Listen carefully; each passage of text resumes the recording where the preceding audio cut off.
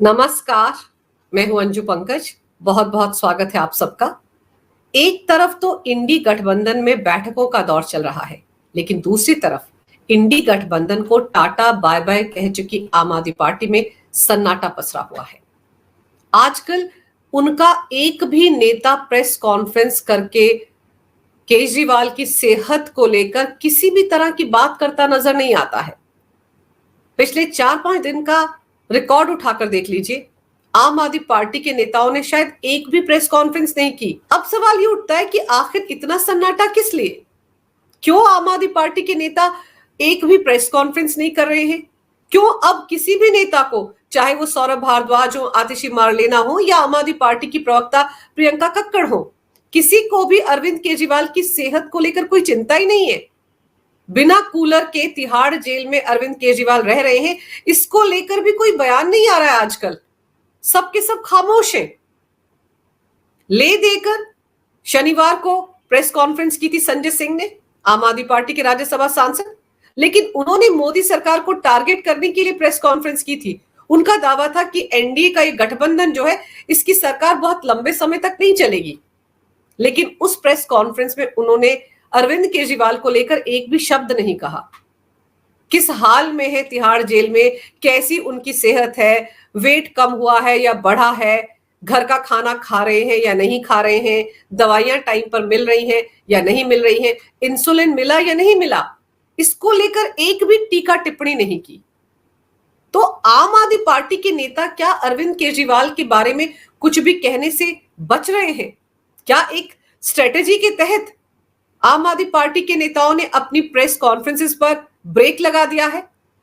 क्या आम आदमी पार्टी के नेताओं ने अब ये तय कर लिया है कि वो अरविंद केजरीवाल को लेकर कुछ नहीं बोलेंगे? क्योंकि अरविंद केजरीवाल तो वैसे भी तानाशाह से देश को बचाने के लिए तिहाड़ जेल गए हैं, लेकिन तानाशाह तो फिर से आ गए हैं। केजरीवाल पीएम मोदी को ही तानाशाह बोलते हैं ना, लेकिन अब वो तानाशाह आज शाम 7 बजे शपथ ग्रहण करने जा रहे हैं तीसरी बार। तो क्या अरविंद केजरीवाल की पार्टी के अंदर जो सन्नाटा पसरा है, उसका सीधा सीधा कनेक्शन पीएम मोदी के शपथ ग्रहण से है? क्या अरविंद केजरीवाल ने अब अपने पार्टी के नेताओं से कहा है कि वो उनको लेकर कोई भी प्रेस कॉन्फ्रेंस ना करें? उनको नुकसान हो सकता है, क्योंकि वैसे भी अब वो तिहाड़ जेल में ही रहने वाले हैं, लंबे तो नप गए हैं। 14 जून को उनकी जो जमानत याचिका है उस पर सुनवाई होनी है, लेकिन ईडी ने जिस तरह के खुलासे राउज एवेन्यू कोर्ट में किए हैं, वो अपने आप में अरविंद केजरीवाल को कटघरे में खड़ा करने के लिए काफी हैं। जो सबसे ज्यादा चौंकाने वाला खुलासा ईडी ने राउज एवेन्यू कोर्ट में किया है, वो ये है कि वो जो वकील गिरफ्तार किया था ईडी ने, जिसे जो शराब घोटाले में शामिल रहा है, जिसके हवाला ऑपरेटर्स के साथ रिश्ते रहे हैं, जिसने आम आदमी पार्टी को जो पैसा मिला था साउथ लॉबी से, उसमें से करीब 25.5 करोड़ रुपए को गोवा ट्रांसफर करवाया था हवाला ऑपरेटर्स के जरिए, उसके और अरविंद केजरीवाल के बहुत गहरे रिश्ते रहे हैं। इसके सारे सबूत ईडी ने राउज एवेन्यू कोर्ट के सामने रख दिए हैं। ईडी की तरफ से कोर्ट में कहा गया है कि विनोद चौहान पेशे से एक वकील है और उसके जरिए अरविंद केजरीवाल पटना में हाई कोर्ट के किसी जज से मिलने की कोशिश कर रहे थे।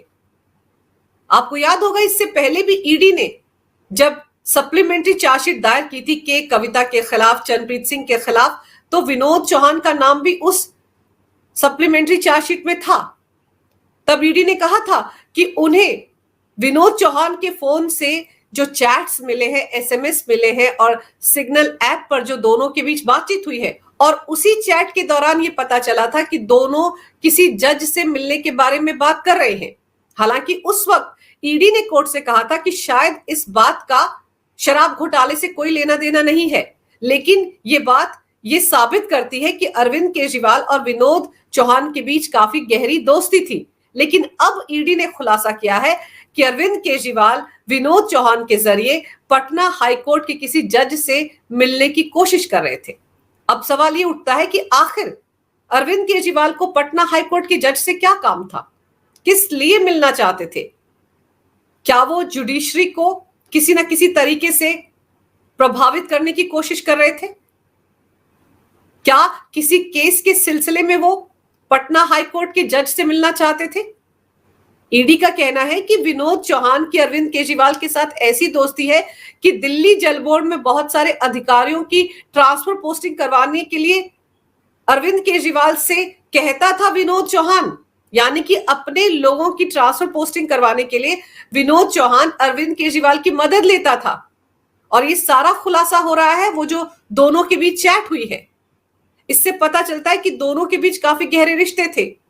और जो विनोद चौहान है उसके फोन से बहुत सारे हवाला ऑपरेटर्स के नंबर जो नोट किए गए हैं उनके स्क्रीनशॉट मिले हैं। और 25.5 करोड़ रुपए तो विनोद चौहान ने गोवा में ट्रांसफर करवाए थे हवाला ऑपरेटर्स के जरिए।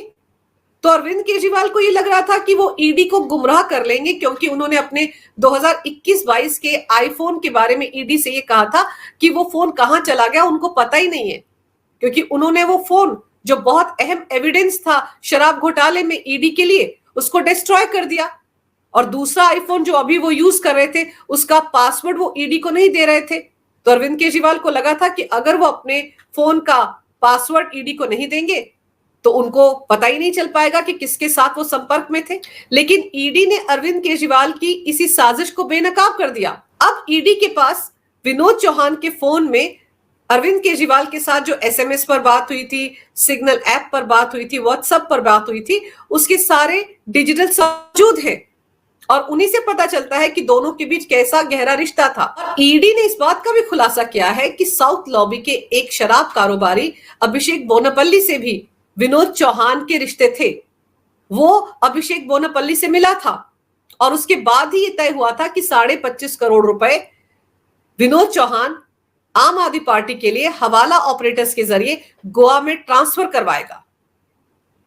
तो अभी तक तो चंद्रप्रीत सिंह का ही नाम सामने आ रहा था कि चंद्रप्रीत सिंह ने ही हवाला ऑपरेटर्स के जरिए आम आदमी पार्टी को जो पैसा मिला था साउथ की लॉबी से उसे गोवा तक पहुंचाया। लेकिन अब ईडी खुलासा कर रही है कि विनोद चौहान ने भी ये सारा काम किया है, लेकिन उसने अरविंद केजरीवाल के कहने पर ये सब कुछ किया है, क्योंकि दोनों सीधे सीधे एक दूसरे के कांटेक्ट में थे।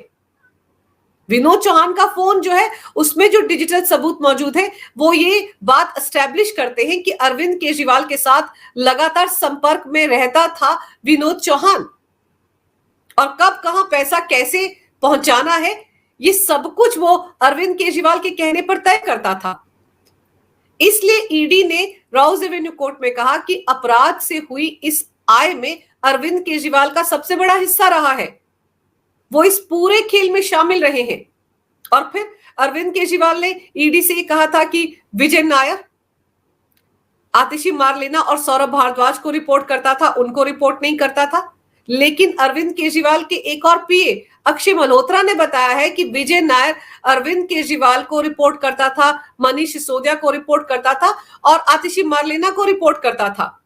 तो अरविंद केजरीवाल ये नहीं कह सकते कि उनको विजय नायर रिपोर्ट नहीं करता था, क्योंकि अक्षय मल्होत्रा ने यह भी कहा है कि विजय नायर अरविंद केजरीवाल के लिए मीडिया प्रभारी का काम देखता था और वो कैलाश गहलोत जो कि कैबिनेट मिनिस्टर हैं दिल्ली के, उनके सरकारी बंगले में रहता था।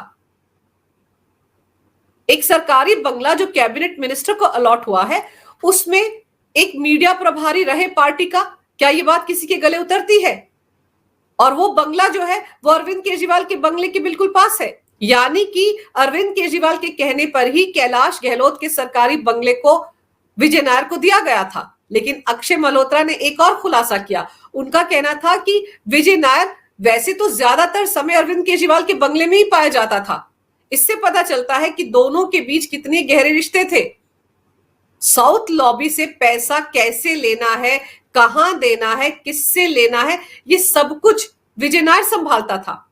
और एक और शराब कारोबारी साउथ लॉबी के समीर महेंद्रू, उन्होंने तो ईडी के साथ पूछताछ के दौरान कहा था कि फेस ऐप पर अरविंद केजरीवाल से विजय नायर ने उनकी बात करवाई थी और उसमें अरविंद केजरीवाल ने उन्हें भरोसा दिया था कि विजय नायर उनका आदमी है, वो बेखौफ होकर बेधड़क होकर बात कर सकते हैं शराब कारोबार को लेकर। तो ऐसे कितने सारे पुख्ता सबूत हैं ईडी के पास जो एस्टैब्लिश करते हैं कि शराब घोटाले में साउथ लॉबी से पैसे का जितना भी लेन देन हुआ उसके बारे में अरविंद केजरीवाल को पता था। उनके कहने पर ही चंद्रप्रीत सिंह पैसा हवाला ऑपरेटर्स के जरिए गोवा पहुंचा रहा था। उनके कहने पर ही विनोद चौहान हवाला ऑपरेटर्स की मदद से पैसा गोवा तक पहुंचा रहा था और विजय नायर भी उनके कहने पर ही काम कर रहा था। और ईडी ने 182 पन्नों का जो जवाब दिया है अरविंद केजरीवाल की जमानत याचिका का विरोध करते हुए, उसमें ये सारी बातें कही गई हैं। ईडी का कहना है कि हवाला ऑपरेटर्स के जैसा चरणप्रीत सिंह ने गोवा पहुंचाया था, वो उसने बाद में अपने खातों में ट्रांसफर करवाया था। और अरविंद केजरीवाल गोवा विधानसभा चुनाव के दौरान जब गोवा के दौरे पर थे और एक 7 स्टार होटल में ठहरे थे, तो वहां पर उनके बिल का भुगतान इसी पैसे से किया गया था। और यहां पर जो अरविंद केजरीवाल का पूर्व पीए है विभव कुमार, उसके लिए भी कमरा बुक किया गया था और सारे बिल जो थे वो चरणप्रीत सिंह ने चुकाए थे। हालांकि ईडी ने यह भी कहा कि चरणप्रीत सिंह ने उन बिलों का भुगतान क्यों किया था, इसको लेकर अभी तक उसने ईडी के सामने कोई खुलासा नहीं किया है। लेकिन ये जो जितने भी तार हैं, ये जो जितनी भी कड़ियां हैं, अगर आप इनको जोड़ेंगे तो आपको केंद्र में अरविंद केजरीवाल नजर आएंगे। अरविंद केजरीवाल विनोद चौहान से भी जुड़े हुए हैं, अरविंद केजरीवाल विजय नायर से भी जुड़े हुए हैं, अरविंद केजरीवाल चरणप्रीत सिंह से भी जुड़े हुए हैं, जबकि वो दावा करते हैं कि शराब घोटाला तो हुआ ही नहीं और उनको तो कुछ पता ही नहीं है इस बारे में, सब कुछ तो मनीष सिसोदिया ने किया।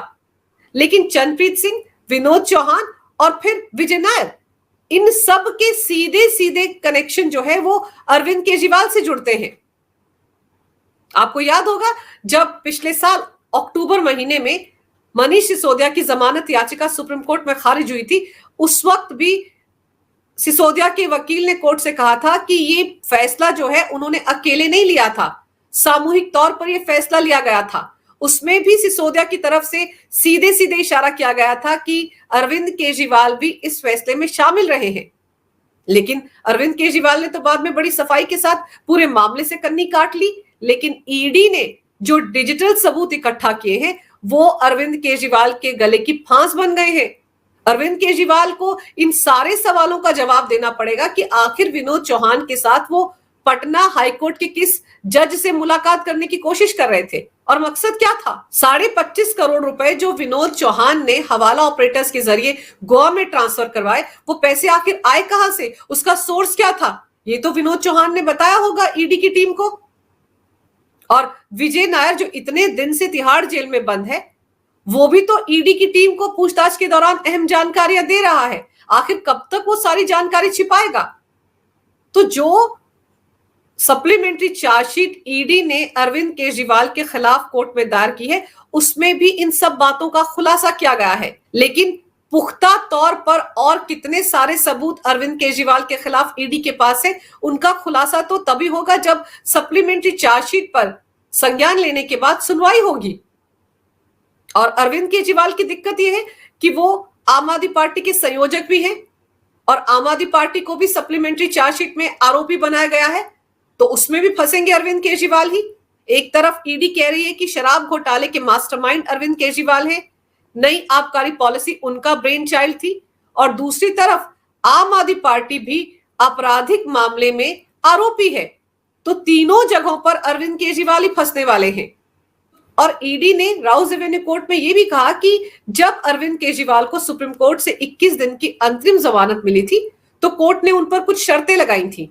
उनको कहा था कि वो बाहर जाकर शराब घोटाले में अपनी भूमिका को लेकर कुछ भी नहीं कहेंगे, एक भी टीका टिप्पणी नहीं करेंगे। लेकिन ईडी ने कोर्ट से कहा है कि अरविंद केजरीवाल ने सुप्रीम कोर्ट की तरफ से उन पर लगाई गई सारी शर्तों की धज्जियां उड़ाई।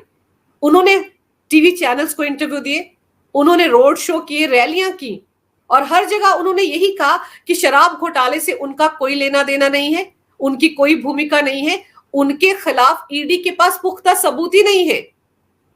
उनको जेल भिजवाया है मोदी सरकार ने, ईडी को उनके पीछे लगा रखा है ताकि दिल्ली में उनकी सरकार गिर जाए। ये सारी टीका टिप्पणियां अरविंद केजरीवाल ने की, जो कि सुप्रीम कोर्ट की शर्तों का उल्लंघन है। इसीलिए ईडी ने कहा कि अरविंद केजरीवाल को किसी भी तरह से जमानत नहीं दी जा सकती, क्योंकि वो बाहर जाकर फिर से यही सब कुछ करेंगे। और ईडी ने तो सुप्रीम कोर्ट से भी गुहार लगाई थी अंतरिम जमानत ना देने की, और ये कहा था कि अरविंद केजरीवाल बाहर जाकर यही कहेंगे कि ईडी ने तो उनको बिना वजह गिरफ्तार कर लिया। ईडी ने सुप्रीम कोर्ट से कहा था कि अरविंद केजरीवाल को अंतरिम जमानत देने के साथ साथ ये मैसेज जाएगा लोगों के बीच में कि ईडी के पास अरविंद केजरीवाल के खिलाफ सबूत ही नहीं है, और ऐसे ही ईडी ने अरविंद केजरीवाल को गिरफ्तार कर लिया और अरविंद केजरीवाल ने सच में ऐसा किया। तो ये सारे तथ्य और सबूत राउज एवेन्यू कोर्ट के सामने रखकर ईडी ने यही कहा कि अरविंद केजरीवाल को जमानत नहीं दी जा सकती, क्योंकि उनके खिलाफ उनके पास पुख्ता सबूत है। हर कदम पर उनकी भूमिका रही है शराब घोटाले में, और सबसे बड़ी बात यह है कि अपराध से जो आय हुई है उसमें अरविंद केजरीवाल सबसे बड़े लाभार्थी हैं, उनको सबसे ज्यादा फायदा हुआ है। अब दिलचस्प यह है कि ये सारे खुलासे होने के बाद ऐसा लग रहा है कि आम आदमी पार्टी में सन्नाटा पसरा हुआ है, कोई कुछ कहने की स्थिति में नहीं है। पहले तो ये शोर मचाया जा रहा था कि अरविंद केजरीवाल के खिलाफ कोई सबूत ही नहीं है ईडी के पास, लेकिन अब जैसे जैसे अरविंद केजरीवाल के मामले पर अदालत में सुनवाई हो रही है और उससे ही पता चल रहा है कि अरविंद केजरीवाल की देखरेख में ही नई आबकारी पॉलिसी बनी और शराब घोटाला भी अरविंद केजरीवाल की देखरेख में ही हुआ। के कविता ने कहा था कि अरविंद केजरीवाल और सिसोदिया के साथ उन्होंने साजिश रची थी, 100 करोड़ दिए थे दोनों को, और उसके बाद नई आबकारी पॉलिसी में इस तरह के बदलाव करवाए थे ताकि साउथ लॉबी को फायदा मिले। के कविता को भी जमानत नहीं मिली है, सिसोदिया तो पिछले 16 महीने से जमानत मांग मांग कर थक गए हैं, और अब यही हाल केजरीवाल का होने वाला है। वो कहते हैं ना कि खामोशी दो तरह की होती है, या तो तूफान के जाने के बाद खामोशी होती है या तूफान के आने से पहले खामोशी होती है। तो आम आदमी पार्टी में जो सन्नाटा पसरा हुआ है, जो खामोशी है इस वक्त, वो ऐसा लग रहा है तूफान के आने से पहले की खामोशी है। अगर आपको ये वीडियो अच्छा लगे तो कृपया इसे लाइक करें, शेयर करें। अगर आप पहली बार मेरे चैनल पर आए हैं तो कृपया मेरे चैनल को सब्सक्राइब करना ना भूलें। मेरे चैनल को अपना पूरा समर्थन दें। ये वीडियो देखने के लिए बहुत बहुत धन्यवाद। नमस्कार। भारत माता की जय हो। वंदे मातरम और जय श्री राम।